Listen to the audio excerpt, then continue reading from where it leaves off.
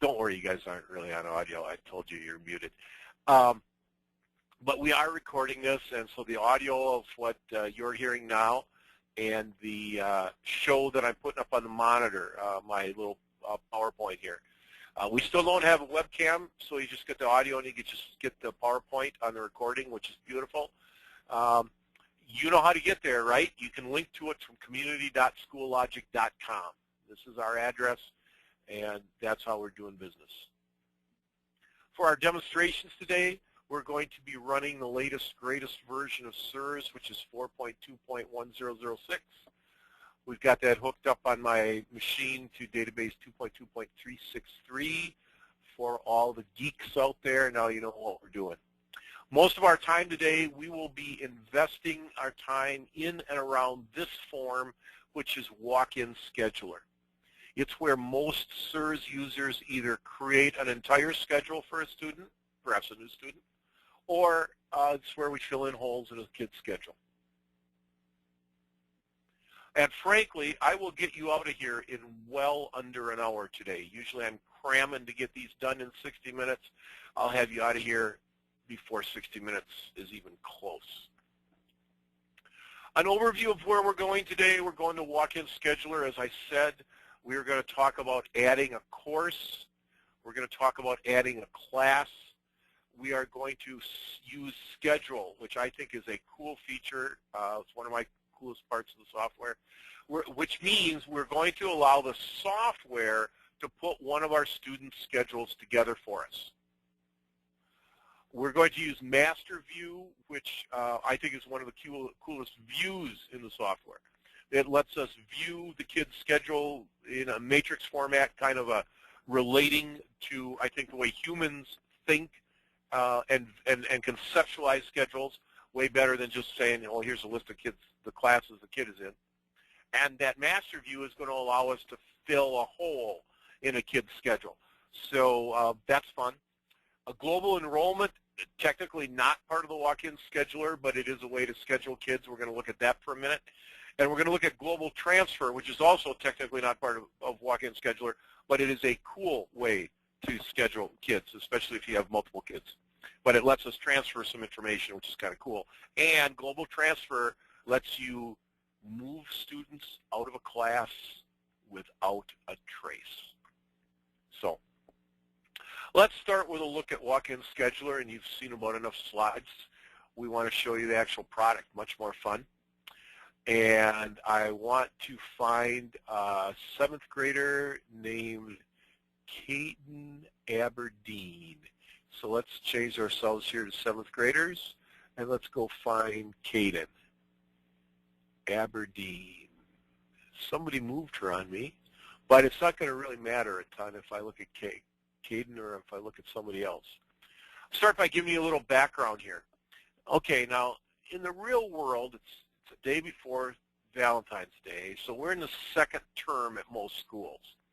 Now to keep our examples straightforward, we're going to be working with a database from October of 2013. By then, you're well into the school year, but you don't have to deal yet much with the complication of having 2 terms. We're going to, for the most part today, just worry about term 1. By the way, this is a real client school. We just run it through our data mixer. These are actual students, actual courses, actual schedules, but the names of the students, name of the school, name of the teachers have been changed to protect the innocent, and as well as the guilty, just so you know. As I was saying, this is in the 1st term. But if the display we are looking at were in the 2nd term, you'd see this same horizontal bar, and now I know I wanted to see the one student. If I had found the student I really wanted, there would be a blue horizontal bar across the display. This is the beauty of doing these things live. This blue horizontal bar across the display separates the current classes, which are on the top of the display, from classes which the student has either completed or withdrawn from. They end up in the bottom part of the display. And then on the far right, we have a plethora of buttons, many of which we will actually use today. So Good to have them there. We'll be using them as the time goes along. Our little outline I showed you earlier talked at the very top about adding courses, and that's what we're going to do first. And now I'm going to go find myself a 10th grader. Kara, I'm not even going to try to pronounce Kara's last name, but look at this. Kara has an empty schedule. Now you and I, with the help of the computer, are going to fill this schedule. Well, not exactly fill it. We could if we wanted to, but we're going to give Kara a bunch of classes in one fell swoop. It's as if you and I are the guidance counselors, and Kara has just moved here from Yellowknife. So we got to get her a schedule. And to do that, we're going to say add course, because I don't want to fool around with the concept of I'm going to go in and I'm going to pick all the individual classes that I want Kara to enroll in. I want to get the computer to do as much of my work as I can. So I'm going to say add course. And I'm going to pick Art 10. And I'm going to pick English 10, 1. And I'm going to pick foods. Ooh, English, almost lost it. Okay. I want foods. I want info processing 1. And I'm going to pick learning strategies. And then I'm going to pick math. Math 10C. Click OK. And these are what the software calls pre-scheduled, because they are now in this box. You notice on the top it says proposed schedule. I've kind of sports background. I kind of like to say these are in the bullpen. Got to get them into the game. Now, by the way, that list of classes you saw when I said add course, those were controlled by the fact you didn't see every course in my whole database. All you saw were courses that are open to Kara because she's a 10th grader. So just so you know, when you fill out your courses and you say grades high and grades low, yes, it really does matter, and it controls things like this display, because that display would be a lot more unwieldy if I had the whole shooting match in here, not just my 10th grade classes. Okay, and I don't mean just exclusively 10th grade classes. I mean classes that are open to 10th graders, that have a range of 10 to 12 or 9 to 11 or whatever. Now, on the main walk-in scheduler screen, I could select a term. I said there's a plethora of buttons. One of them is terms. Now, if I click term while I have any of these classes highlighted, it's going to let me cycle through the terms that this class is offered in. So term 1, art. Okay, I could do that for any of these. And what it does is it sets the software up to say, hey, you got to schedule art in term 1. Now, the truth, of course, is these are all term 1 courses. Overall, though, because I want the computer to do the work, I'm not going to force many terms. I can do the same thing with sections if I wanted to. Okay, let's, just for fun, we'll go into math, and we'll say sections, and we'll say I want Krause's section. That's a teacher's name right here. Okay, so now I've told the computer, when you schedule math, you got to use this section. When you schedule art, it's got to be in term 1. All these other courses, any term flies, any section flies. If I address sections for a minute, I will tell you that some of these courses have only 1 or 2 sections. Other courses have quite a few sections. Obviously, the more sections a course has, the more flexible it is to schedule, the easier it is to schedule. I can also pick credits. I am not going to.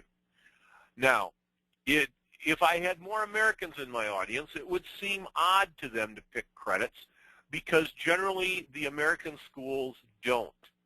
But you got to remember that some courses offer a range of credits. Not all students in the course receive the same number. Suppose, for instance, you had a work experience class, right? And Kara is a student who's at an internship down the street at the workplace 10 hours a week.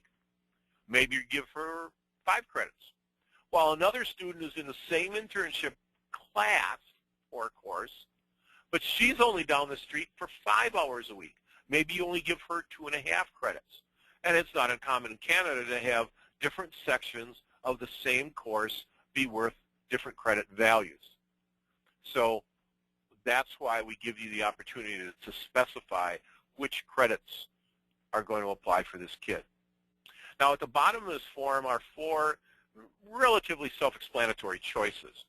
In a minute, well, I'm going to ask the system to schedule this student into these courses.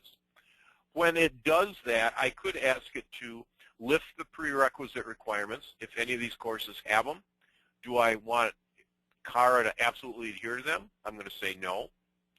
Gender restrictions, none of these look like FIAD courses or other courses that might be restricted by gender, but just to be safe, I'm going to list those restrictions. And then enroll in classes over capacity. Well, sure, I'm going to take a shot at that. Now, I would caution you to only do that if you can meet 2 rules. A, is that allowed at your school? And B, do you want to tick off the classroom teachers? Then my other choice here is skip the apply form. And I'm going to engage that this time around. We'll come back to the apply form later, but it doesn't fit. It's a little beyond the scope of what we're trying to do right here, right now. Now, at this point, I could click Schedule All. And if I did that, that'd be a good thing, except I would lose the things that I already pre-scheduled, that I already said I want art in term 1 and I want math in a certain section for a certain teacher. So I'm not going to pick Schedule All. I'm going to pick Schedule. And the computer now is running various scenarios. Notice here at the top on the left, it says Attempt 1. I can click Next, and I can look at other versions of putting those courses together. So this is where the computer, frankly, is earning its electricity. Okay? It has put together a variety of possible schedules. Just with, what have I got here? 5 sex courses? 1, 2, 3, 6. Okay. I only took 1 high school math course. I got 6 courses here. Obviously not trying to fill her schedule up completely, but man, it's given me a lot of different choices. And I can go previous back here, and I'm going to go all the way back because I kind of liked Attempt 2, I think. I liked Attempt 2 because it kept almost all of my classes in term 1 and gave me just 1 class in term 2. Okay? Now, we should tell you here, just to take a step back for a minute, obviously I have the hours of the day down the left side, and I've got my days of the week across the top. This particular school has a 2-day relative day schedule, so I've got day 1, day 2 in term 1, and I've got day 1, day 2 in term 2. Just happens to be, you and I happen to be living on a day 1 right now in term 2 in this place, in this school's world. So I'm going to say accept. Do I want to move on to the master view? Well. I'm going to say yes. Then I'm going to say, okay. Now, it took me from having that ability to click from a bunch of different choices down to, hey, Al, this is really what the schedule is going to look like. Now, what's interesting here is if I had a conflict, and by the way, conflicts show up here in red, I could take one of the classes that's in the conflict and I could click section. And the software would show me where other sections of that same class are offered. Info processing, probably not so much, but English 10, there's probably multiple sections of English 10. So if this were conflicting with somebody, I could click section. It would show me out here, graphically show me where different English 10s are offered. I can still add other classes. I can remove classes that you see here. I'm going to accept what's going on here. I'm going to click Apply. Do I want to print the student's timetable? Now again, I've got 16 kids lined up outside my door, right? I'm a counselor. I would probably say yes in most cases. I want to get you out of here before, the top of the hour today, so I'm going to say no. Now, if I go to another kid, let's look at this kid. Let's come back to Kara. And my expectation was I would see an actual schedule here.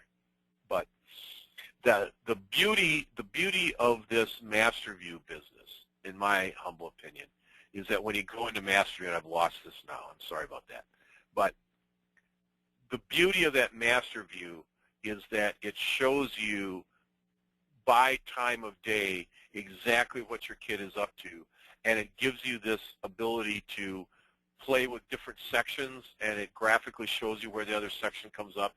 This is a really, really helpful part of the whole process.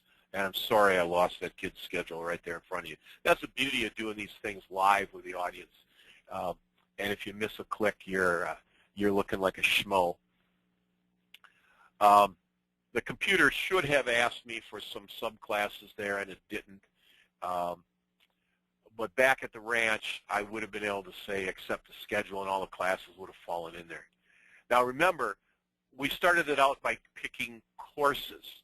Okay, we restricted the computer to one section choice, and we restricted the computer to one term choice, and then we left it up to the system to decide which classes within that array of courses the computer was going to pick, and it gave us a ton of different scheduling scenarios. It fit them all in. Pretty cool, eh? So if a student moves to your district in the middle of the school year, this is an effective way to get the computer to put together the schedule for her. The computer's doing the work, you're not. It's a good thing to have. We're going to talk about adding classes. Now, adding classes works essentially the same way as adding courses, except this time around, instead of the machine picking the sections, I get to pick the sections. I went to my new friend, Sadie Cherney. I'm going to click Add Class. This list is controlled how? It's controlled by saying, these are the courses open to Sadie, except these aren't courses. These are actual individual classes. They fit her grade level. Okay? I'm going to go down and I'm going to pick VPP Art. I'm going to pick Work Experience on Campus. That's this guy. I want this guy, and I want this guy. Click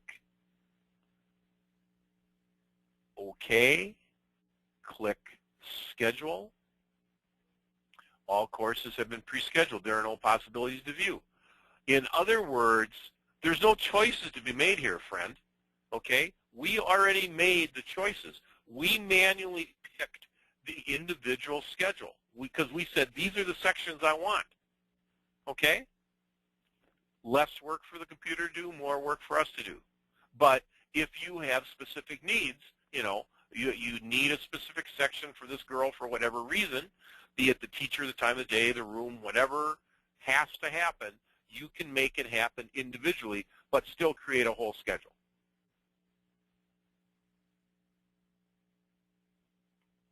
Going to come up here, say accept, say apply. No, not going to print her schedule out. But, and so the difference between the first example and the second example was, in the first example, I picked courses. I let the computer pick the classes. In the second example, I picked classes, and I put the student into the individual classes myself. 15 minutes ago, when I was giving you the layout of this window, I said, imagine if there's a blue bar there. Well, here's a kid, my good friend Chandler, who does have a blue bar. So the story here on Chandler is he has completed these 3 courses already, and that's why they appear here on the bottom. This is Chandler's current schedule up here. If you go to Master View, you're not going to see these guys. You'll see the ones that have not yet been completed. You'll see his current schedule. So kind of both of those first 2 examples, you would probably use, by the way, I told you earlier, if you have a conflict, it's going to show up in red. Chandler has a couple of conflicts. In our previous example, the two of them, we talked about add courses, we talked about add classes. We were working from a blank sheet. Suppose somebody like my friend Melissa here already has most of a schedule, but she's got some holes. What if I need to fill 1 or 2 holes in the kid's schedule? Well, here's my friend Melissa, who's a 10th grader, and you'll notice here in Term 2, Block 2, she has a hole. Now, the cool part about this display is if I double-click in the actual hole, hey, these are the only courses that can fill the hole. So, big advantage there. We don't have to go through all of the things that are offered in our whole building. We can just say, click in the hole, you get the classes that are offered that time of the day. I'm going to pick Film Studies. I'm going to pick Select. When I do that, notice that it moves in here. It moves in right into my matrix. Okay, I'm going to click Accept.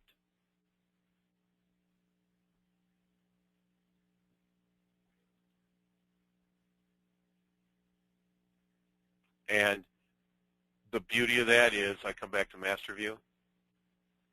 It's going to show me in Master View that I've got my, she jumped out on me. But the beauty of this particular process was I can come in here and I can pick only the classes that are available to me, and I can get them locked in. Okay, I'm not running all over the data trying to figure out, well, what's going on with that hour of the day. You double click on that hour of the day, you get the classes that come right up. Now, that's plugging a hole in a student's schedule. We went into, walk-in schedule, we clicked Master View. That brought up my favorite matrix view. Suppose you want to replace a class. Louis Daniel Fedoric, this young man right here. Okay? Let's go look at his Master View world, and you're going to see in a second that he's got English 10 in Block 2 of both days of Term 2. Now, let's double-click on that hour of the day. Just like before, I'm going to see only those classes offered that hour. I'm going to say Film Studies. I'm going to say Select, and the system stops me. The system says, hey, do you want to replace the last class? Why, yes, I do. And now Film Studies has replaced that English class. It is that simple.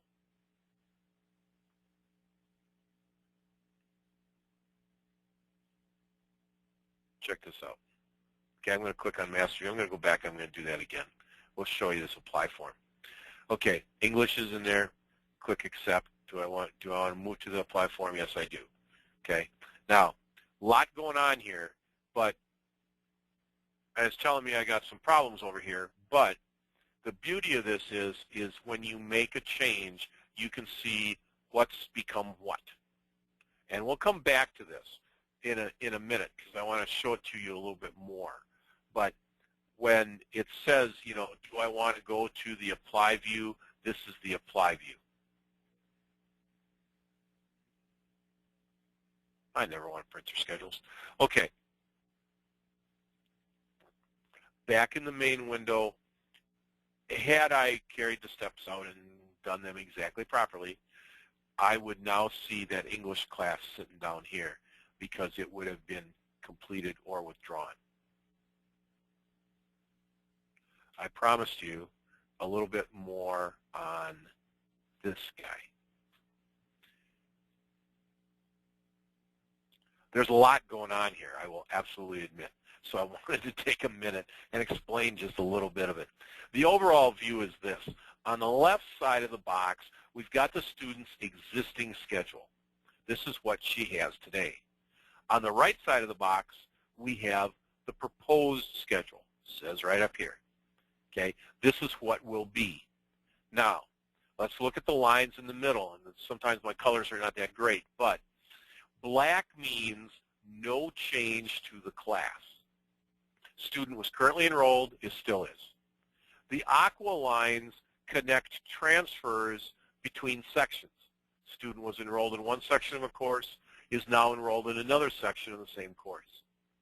The blue lines, dark blue like this guy, mean enrollment in a new class. And this is interesting.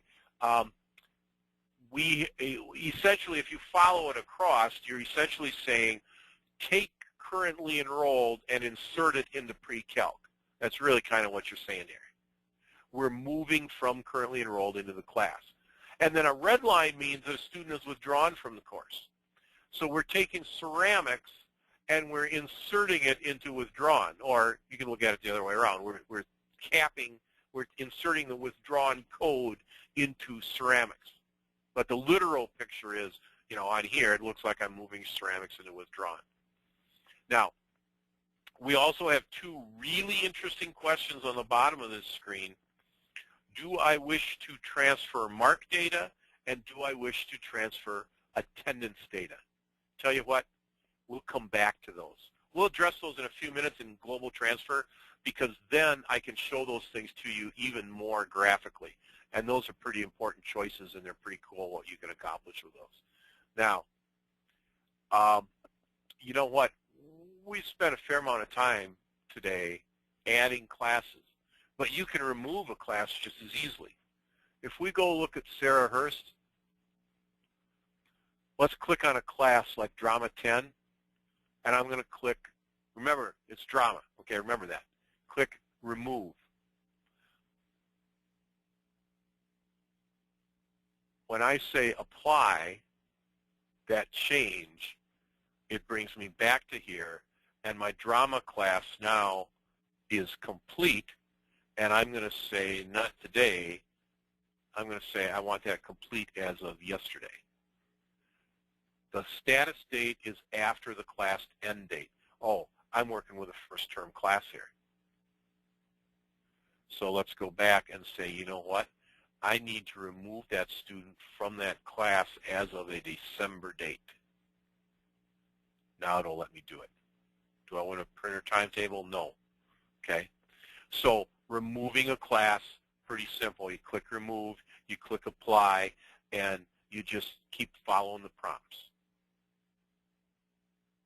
That was Sarah Hurst. When I come back to her display, once I went away to a kid, I came back to her display. Here's my drama class, and I was successful in moving it from up above to down below. It's now complete. So that business, sometimes to get this display to refresh, you got to go to a different kid, and you got to come back. Global enrollment. Now, this is not exactly part of the walk-in scheduler, which is like what you signed up for, but it's still a cool way to accomplish some things in scheduling your students. Let's go here and let's pick student enrollment. And we're going to pick one kid, maybe Mater. Let's see if we can find Janessa Mater. Here is Janessa. Okay? Now, she's a 10th grader. We are going to click, let's get rid of English 10. Okay? I'm going to click Withdraw, and the computer says, hey, which date do you want it to be as? I just moved this so I can see this is a Term 1 class. I'm going to go back. I'm going to pick December 13. I'll give her December 20th. And what status do I want her to have? How am I going to close that class out? I'm going to choose Withdraw. You notice on that other screen we had Complete. That kid completed the class on the other screen. If you ask me, and this is why I'm showing you the student enrollment screen, if you want to remove a single class from a single kid, this display, I think, makes it easier than the walk-in scheduler does. I'm going to say OK.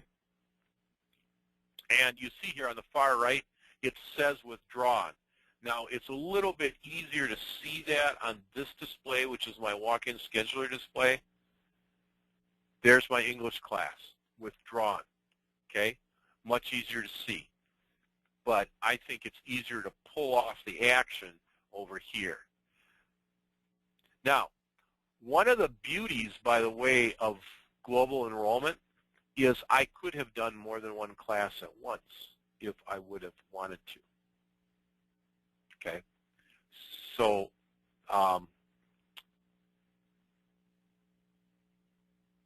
I just misspoke because I spoke as if I was talking about global enrollment, and I'm not there yet. But the student enrollment screen, if I want to withdraw one class from one kid, this, I think, is way easier than walk-in scheduler. Now, I misspoke a second ago about global enrollment, and I really did want to show you global enrollment. So let's go there and let's pick global enrollment. Now, we'll pick one kid. We'll go back and pick our Mater kid here. Say toggle. Beauty, I've only got one kid. Now, we need to decide which grade levels of classes we're going to let this kid join. So I'm going to just go ahead and I'm going to choose 10th grade here as the low grade. And you know what? I'm going to choose 10th grade as the high grade as well. Now, why this matters is it determines the classes that show up down here. It sets the filter to determine these classes. Now, what that's telling us is all of these classes are open to 10th graders. They might not be open exclusively to 10th graders, meaning these might not be classes where the low grade and the high grade are both 10, but it means that the grade range for these classes includes 10. So any class where the low grade is 10 or lower and the high grade is 10 or higher, if we had higher, and we do. On the right side, we have three marvelous little choices here, and they're pretty self-explanatory. Do I wish to enroll conflicts? You know what? If you say yes to that, if the student has a conflict, the student gets both classes. Do I wish to enroll students without prerequisites? In other words, whatever I pick down here, do I care if my student or students meet the prerequisites? And then the last one is our old friend, enroll in classes over capacity. And you remember what I told you about that. Hey, if your school permits it, that's one thing. If it ticks off your classroom teachers, that's another thing. So I want Advanced Acting 15. I'm going to pick him. And I want to pick my second art class, this guy. Oh, pick him. Okay. Now, I just selected a couple of classes, but one of the beauties of this scheduling method is I could have picked multiple classes, as I did. I could pick even more. I can pick multiple students. Okay? Now, let's reason that out for a second. Suppose I was an elementary or a middle school, and I had a set series of classes to schedule, perhaps by homeroom, right? I could go into group. I could bring up a single homeroom. I could select all the students in that homeroom, and then I could give them the classes that I want them to move together through my schedule. Okay? Now, when I click Proceed, do I really want to enroll these? Sure I do. Am I really sure I want to enroll the kids? Yes, I am. Now, had there been issues, I would have received error messages here. It would stop me, and it would let me even preview what the challenge is. Now, I will admit most operators don't use global enrollment for a single student. What really makes this global enrollment business sing is that opportunity to move multiple students into multiple classes. That example I gave earlier, maybe you're a middle school or an elementary, okay? That's pretty cool. Now, it's all nice and well. We've added some kids. We withdrew a kid. Remember when we withdrew the kid, we went to scheduler, we picked student enrollment, and we found that that was a little easier maybe. We click down here, okay? I think it's a little more elegant here than walk-in scheduler. And you know I made them withdraw. And in most schools, most of the time, I should tell you that this, we remember we went in here, we pick a class and we say withdrawn, and it gives us a choice. In most schools, most of the time, this is going to come down to withdrawn versus completed. And either way, whatever you pick here, the beauty of this is the kid gets a trace. you're going to always have this status date, this out date, and you're going to always have this status code. And so the kid accumulates evidence, if you will. If the student has accumulated a grade or class-based attendance, those are also retained. And then depending upon choices you make later, like when you print report cards, this class that you're moving the student out of could have its own line in the report card and may or may not actually print grades. And if a student earns a grade in a report period marked move to history, this class moves. Okay? So give them the, and this is, you know, which of these am I going to pick? It's up to you guys. You guys probably have rules at your school about what's withdrawn, what's completed, and in some provinces and states, your choice is kind of made for you by the state or province because of how you're going to have to report that at the end of the school year. I said I'd get you out of here well before the top of the hour. We are now coming down to our last new feature I wanted to show you, and I don't mean new to SIRS, I mean new to this discussion today, and that's global transfer. And global transfer is one of the most interesting scheduling methods. And frankly, we get a fair amount of questions about it. But when you meet precisely the right conditions, global transfer is really cool. And frankly, it is easier in SIRS than in Schoologic to meet the conditions. Let's look at an example. In global transfer, we don't start with kids like we have in most of our other screens. We actually start with the classes. And I want to get out of English 10.1. So let me find English 10.1. I want to get out of this class. Now this is term 1, first hour English 10. And I want to get into English 10, second term, first hour.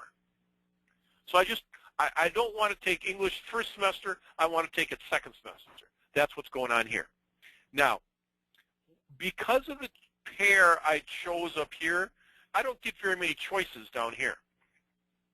Can I move a student from first term English to second term English?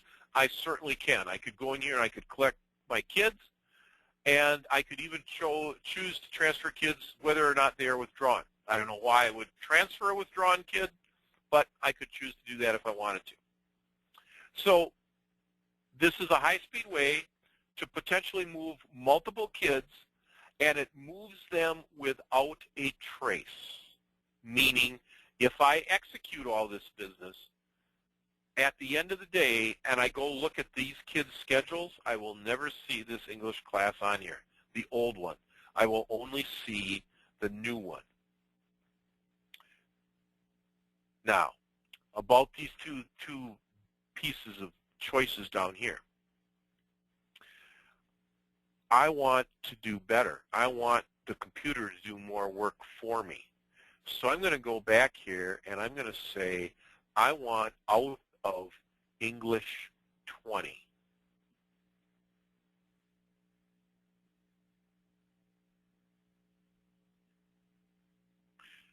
Let me get out of English 30. How about that? And you know what? I want to get into the other English 30. Now, these are separate courses, okay? Notice my course number out here. I want to transfer from English 31 to English 32. Separate courses. Look at this. My choices lit up. Okay? Now, I can move my student or students from this course to this course, and I can choose to transfer attendance information with them, and or I can choose to transfer mark information. Now, these choices are available to me. I get the choices of transferring attendance and grades. There are a couple of reasons I get that choice. And the reasons are the same as they were in walk-in scheduler. Remember in walk-in scheduler there was transfer attendance and transfer marks, and I said I'll talk about them later? Well, guess what? It's later, and I'm explaining to you now.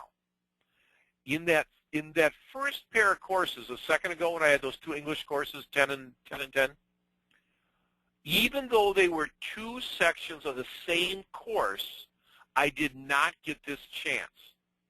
Well, why not? Because in order to get the attendance business to light up, the ability to transfer attendance, the sections must be scheduled in the exact same hour. Okay? And remember I was going from English first semester to English second semester. Those are hardly in the same hour. Now, if you don't believe me here, check this out. If I come in here and I say class setup and schedule, and what do I want to look at? English 30-1, okay? English 30-1, next one down. When is that scheduled? First hour, term 1, day 1 and 2, Brittany goes and is my teacher.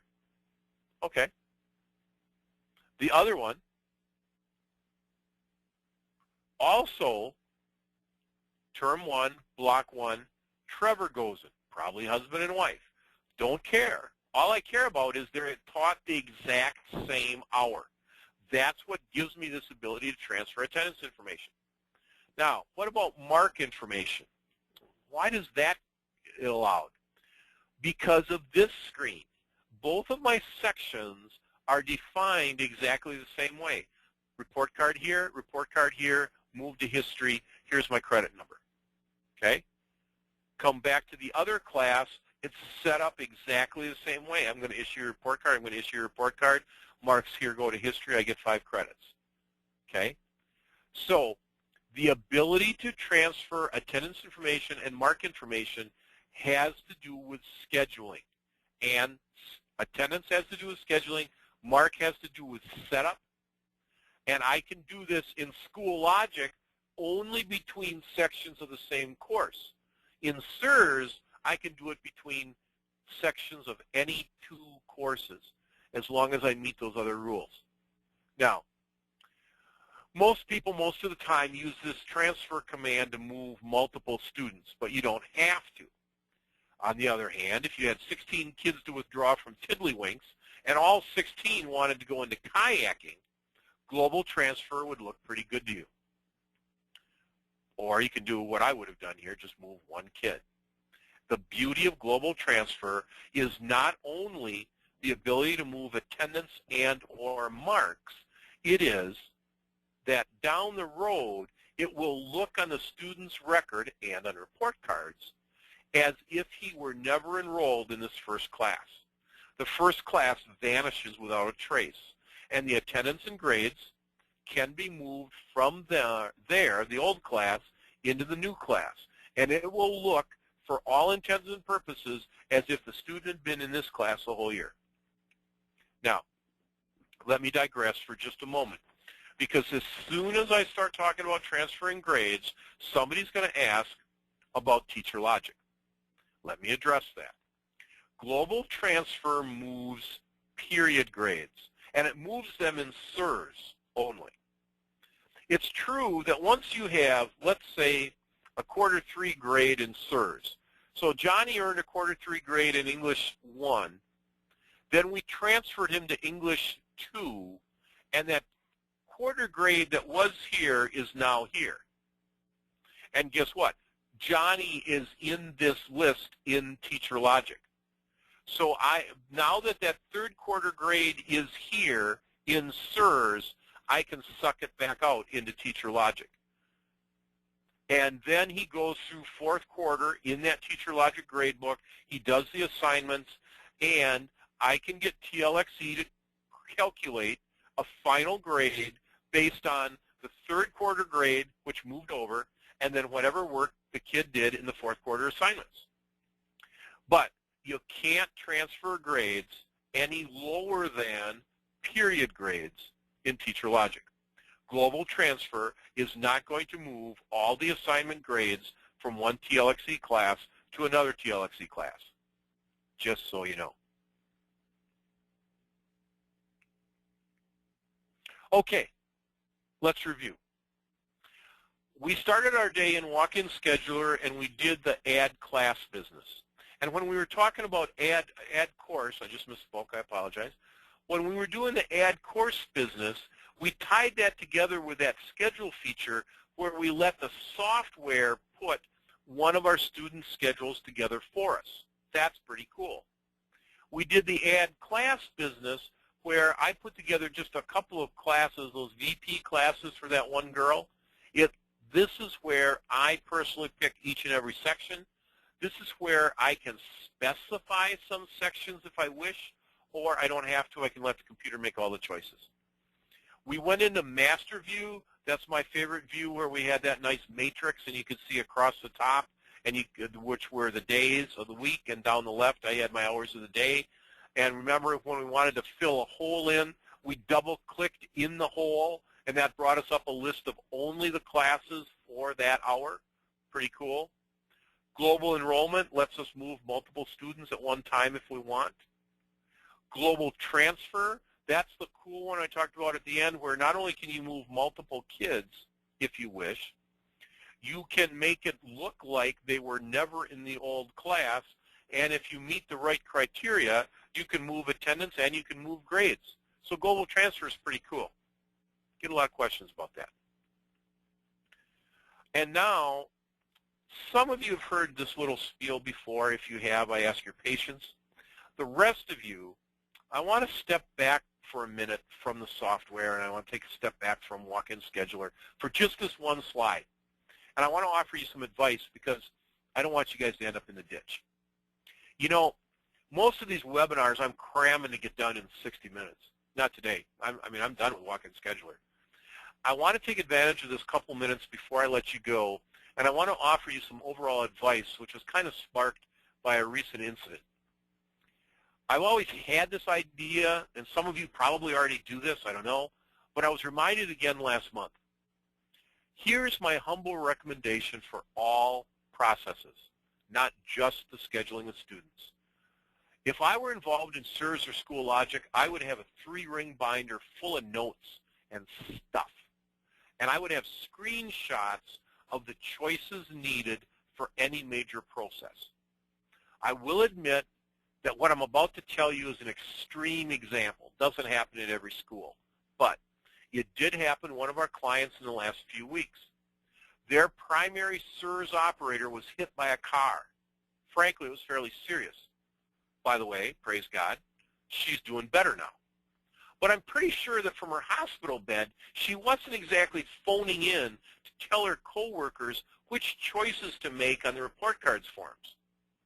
So I would suggest to you, dear listeners, that you train multiple people on your staff to be capable of running our product, or frankly any other product you guys have, transportation products, whatever, and that you have some kind of Bible, some kind of 3-ring binder, and it's got screenshots in it so the new person knows which choices are correct in your unique situations.